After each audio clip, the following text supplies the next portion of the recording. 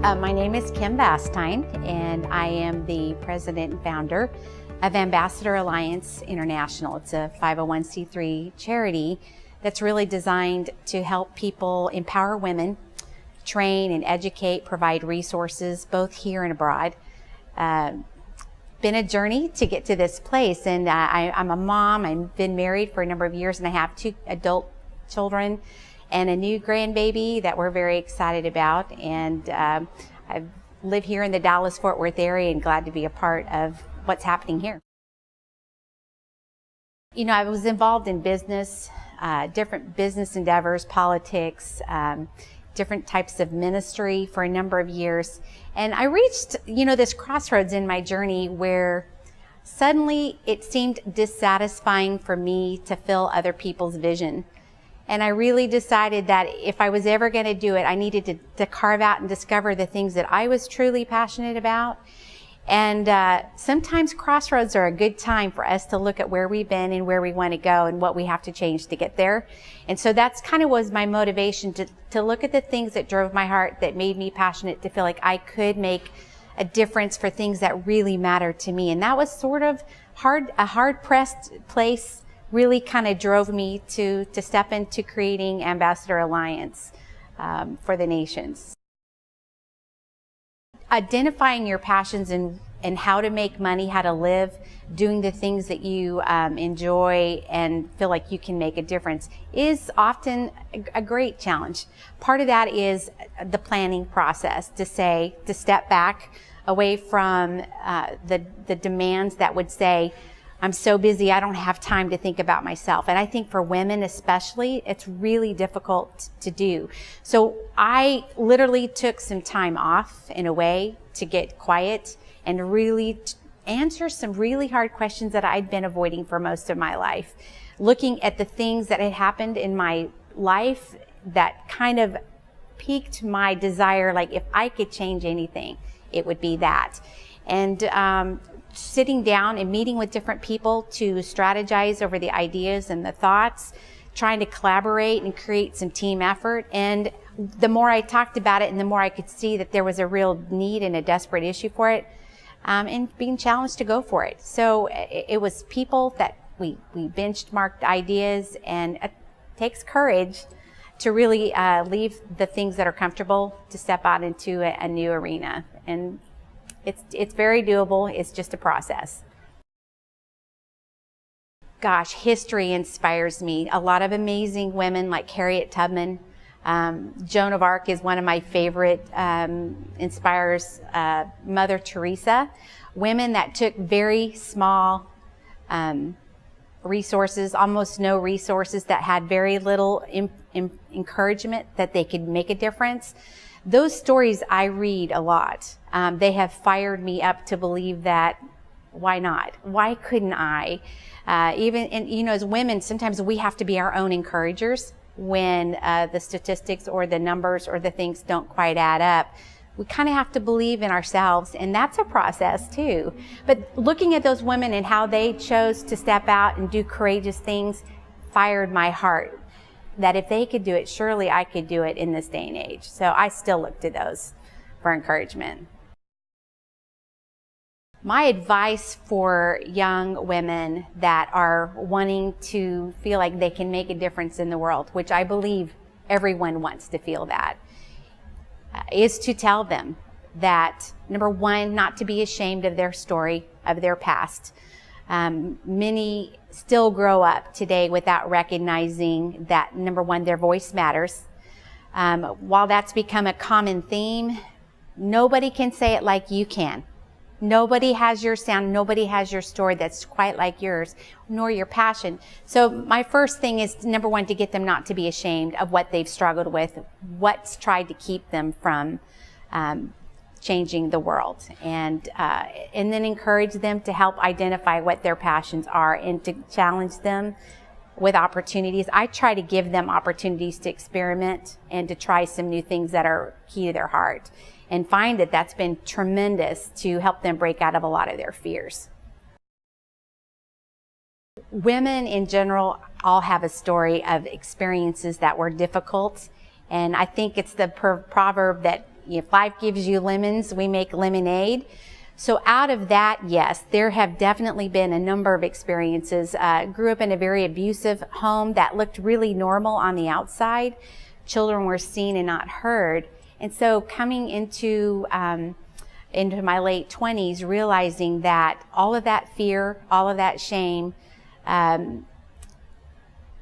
didn't discredit me from taking my place in the world. And so learning to share my story in that arena, and also in certain environments that I worked in, women didn't have a lot of permission.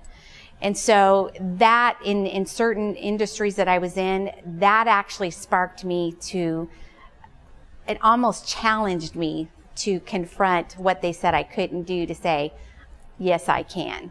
And so I think all of those negative experiences have actually been probably the greatest provocation in my life to become who I am today.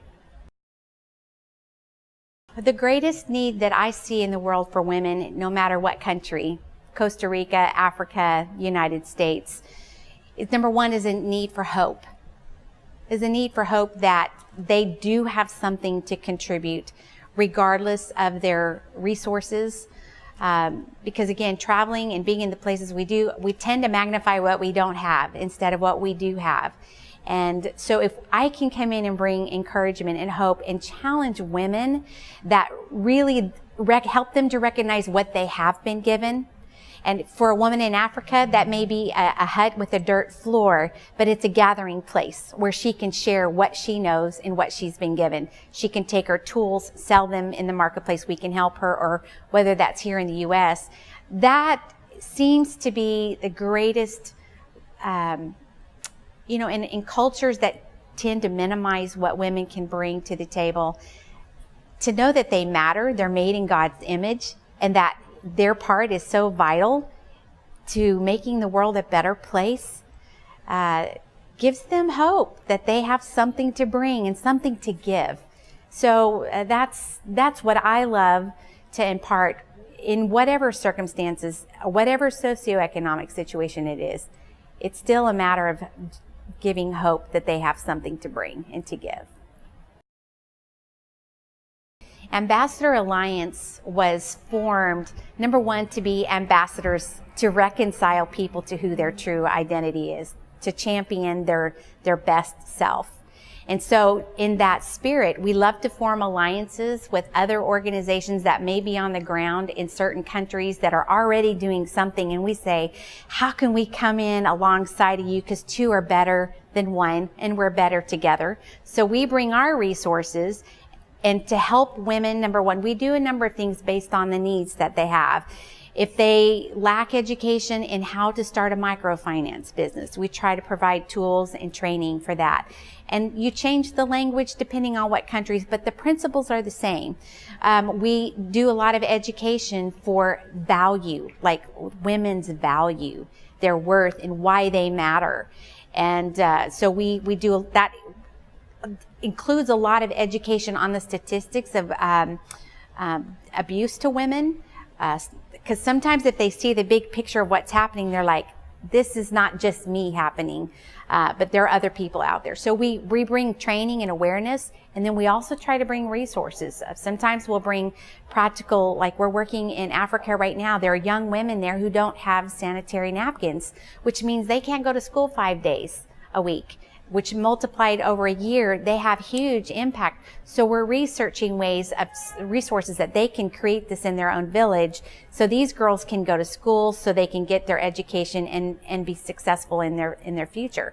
So it's giving them practical tools and training. We also work to bring in other leaders that can help meet needs too. So it's resources, it's training, it's leading them to help create water to change their villages, and to spark their children to be able to change and reverse the cycle of poverty. What's next? Right now we're working in India, in Kenya. In India, we are partnering with another organization to feed slave labor children, that we've created a school there to help educate them. And so we're raising monies to be able to provide them at least one solid meal a day, which most of these kids don't get to eat. They're starved to keep them in a fear posture. So we're feeding them, and part of that solution. And then in Kenya, we're going in to help strengthen an orphanage and raise up the girls, especially to get the education that they need to go out into the world and to take their place. So those are our two big projects right now, and the third one coming up in Costa Rica. Again, working with impoverished women and children is where our passion is, to help them change their and transform their villages. The power of women is probably the most untapped resource in the world. There is an African proverb that says, educate a man, you create an educated individual. But you educate a woman, and you educate a nation. The power of women, when it is truly released in its full force, I believe will change the world and bring God's goodness here on the earth in a far greater measure than anything we've ever seen in our lifetime.